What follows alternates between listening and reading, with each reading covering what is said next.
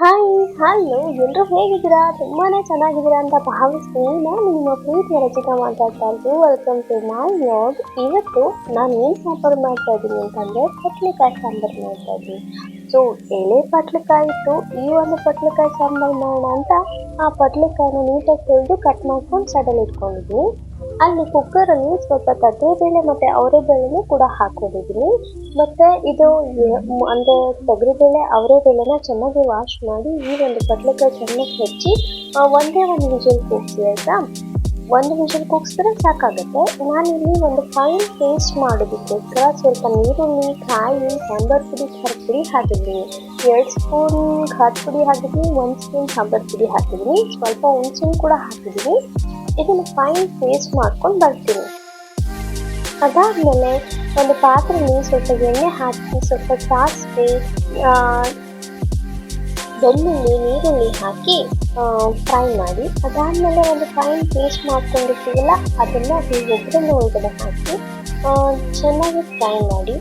ಅದಾದಮೇಲೆ ಅಂದರೆ ಎಣ್ಣೆ ಜಾಸ್ತಿ ಕಾದಿದೆ, ಹಾಗಾಗಿ ಈ ಒಂದು ಹೊಗೆ ಬರ್ತಾ ಇದೆ, ಫ್ಲೇಮ್ ಸ್ವಲ್ಪ ಜಾಸ್ತಿಯಾಗಿ ಹೋಗಿದೆ, ಹಾಗಾಗಿ ಈ ರೀತಿ ಆಗ್ತಿದೆ.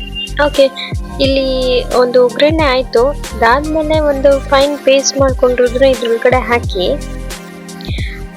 ಬೇಳೆ ಬೇಯಿಸಿರ್ತೀವಲ್ಲ ಇದನ್ನು ಹಾಕಿ ಸ್ವಲ್ಪ ಕುದಿಸ್ಬೇಕು. ಅದಾದಮೇಲೆ ಬೇಳೆ ಮತ್ತು ಪಟ್ಲಕಾಯಿನ ಬೇಯಿಸ್ಕೊಂಡಿದ್ದೀವಲ್ಲ ಅದನ್ನು ಕೂಡ ಇದ್ರೊಳಗಡೆ ಹಾಕ್ಕೊಂಡು ಸ್ವಲ್ಪ ಉಪ್ಪು ಹಾಕಿ ಚೆನ್ನಾಗಿ ಕುದಿಸಿದ್ರೆ ಸಿಕ್ಕಾಪಟ್ಟೆ ಟೇಸ್ಟಿಯಾಗಿರುವಂಥ ಹೆಲ್ದಿ ಆಗಿರುವಂಥ ಪಟ್ಲಕಾಯಿ ಸಾಂಬಾರು ರೆಡಿ ಆಯಿತು. ಯಾರಿಗೆಲ್ಲ ಮಾಡೋಕ್ಕೆ ಬರಲ್ಲ ಪಟ್ಲಕಾಯಿ ಸಾಂಬಾರು ಅನ್ನೋರು ಕೂಡ ತುಂಬ ಈಸಿಯಾಗಿ ಮಾಡಬಹುದು.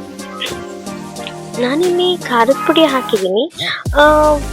ಕೆಲವರು ಮೆಣಸಿನ್ಕಾಯಿ ಕೂಡ ಹಾಕ್ತಾರೆ, ಅಂದರೆ ಖಾರದ ಪುಡಿ ಬದಲು ಮೆಣಸಿನ್ಕಾಯಿ ಹಾಕಿಬಿಟ್ಟು ಮೆಣಸಿನ್ಕಾಯಿನ ಹಾಕಿ ಏನು ಫೈನ್ ಪೇಸ್ಟ್ ಮಾಡಿದ್ವಲ್ಲ ಅದೇ ರೀತಿ ಮೆಣಸಿನ್ಕಾಯಿನ ಹಾಕಿ ಫೈನ್ ಪೇಸ್ಟ್ ಮಾಡ್ತಾರೆ. ಅವರು ಟೇಸ್ಟಿಗೆ ಅವರು ಇಷ್ಟ ತಕ್ಕಂಗೆ ಅಡುಗೆ ಮಾಡ್ಕೊಳ್ಳೋದೇ ಒಂದು ಹಾಬಿ ಅಂತಲೂ ಹೇಳ್ಬೋದು, ಅದೊಂದು ಫ್ಯಾಷನ್ ಅಂತಲೂ ಹೇಳ್ಬೋದು.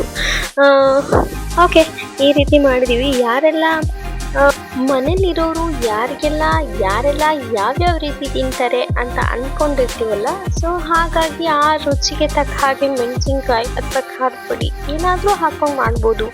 ಅಡುಗೆ ಅನ್ನೋದು ನಮ್ಮ ಒಂದು ಟೇಸ್ಟಿಗೆ, ನಮ್ಮ ಒಂದು ರುಚಿಗೆ ಅನುಗುಣವಾಗಿ ಹೋಗುತ್ತೆ. ಸೊ ಹಾಗಾಗಿ ನಾವು ಹೇಗಾದರೂ ಮಾಡಬಹುದು, ಬಟ್ ತುಂಬ ಟೇಸ್ಟಿಯಾಗಿ ಕೂಡ ಮಾಡಬಹುದು. ಓಕೆ, ನನಗಿಲ್ಲಿ ತುಂಬ ಕೋಲ್ಡ್ ಆಗಿದೆ, ಸೊ ಹಾಗಾಗಿ ನನ್ನ ವಾಯ್ಸ್ ಈ ರೀತಿ ಬರ್ತಾ ಇದೆ. Okay fine. ಯಾರೆಲ್ಲ ಈ ಚಾನಲ್ನ ಹೊಸದಾಗಿ ನೋಡ್ತಾ ಇದ್ದೀರಾ ಅವರೆಲ್ಲ ನನ್ನ ಚಾನಲ್ನ ಸಬ್ಸ್ಕ್ರೈಬ್ ಮಾಡಿ, ಲೈಕ್ ಮಾಡಿ, ಕಮೆಂಟ್ ಮಾಡಿ, ನಿಮ್ಮ ಎಲ್ಲ ಅನಿಸಿಕೆಗಳನ್ನ ನನಗೆ ಕಮೆಂಟ್ ಮೂಲಕ ತಿಳಿಸಿ. ಈ ರೀತಿ ಒಮ್ಮೆ ಪಟ್ಲಕಾಯಿ ಸಾಂಬಾರನ್ನ ಟ್ರೈ ಮಾಡಿ, ಖಂಡಿತವಾಗ್ಲೂ ಸಿಕ್ಕಾಪಟ್ಟೆ ಟೇಸ್ಟಿಯಾಗಿರುತ್ತೆ. ನೀವು ಲೈಕ್ ಕಮೆಂಟ್ ಕೊಟ್ಟಿದ್ದಲ್ಲಿ ನನಗೂ ಕೂಡ ಹೊಸ ಹೊಸ ರೆಸಿಪೀಸ್ ಜೊತೆಗೆ ನಿಮ್ಮ ಮುಂದೆ ಬರಬೇಕು ಅಂತ ಮೋಟಿವೇಶನ್ ಸಿಕ್ತಾಗ ಆಗುತ್ತೆ. ಸೊ ಹಾಗಾಗಿ ನಾನು ಹೊಸ ಹೊಸ ರೆಸಿಪೀಸ್ನ ತೊಗೊಂಡು ನಿಮ್ಮ ಮುಂದೆ ಬರಬಹುದು. ನನಗೆ ಕೋಲ್ಡ್ ಆಗಿದೆ, ಹಾಗಾಗಿ ವಾಯ್ಸ್ ಸ್ವಲ್ಪ ಈ ರೀತಿ ಆಗಿದೆ, ಅಡ್ಜಸ್ಟ್ ಮಾಡ್ಕೊಳ್ಳಿ. ಓಕೆನಾ? ಓಕೆ, ಈ ರೀತಿ ಪಟ್ಲಕಾಯಿ ಸಾಂಬಾರು ಮಾಡಿದ್ದೆ. ಯಾರಿಗೆಲ್ಲ ಈ ರೆಸಿಪೀಸ್ ಇಷ್ಟ ಆಯಿತು ಅಂತ ಕಮೆಂಟ್ ಮೂಲಕ ತಿಳಿಸಿ. ಮತ್ತು ಯಾರ್ಯಾರು ಯಾವ್ಯಾವ ರೀತಿ ಮಾಡ್ತೀರಾ ಅಂತಲೂ ಕೂಡ ಕಮೆಂಟ್ ಮೂಲಕ ತಿಳಿಸಿ. Thank you so much for watching. ಹೀಗೆ ವಾಚ್ ಮಾಡ್ತಾರೆ, ಸಪೋರ್ಟ್ ಮಾಡಿ.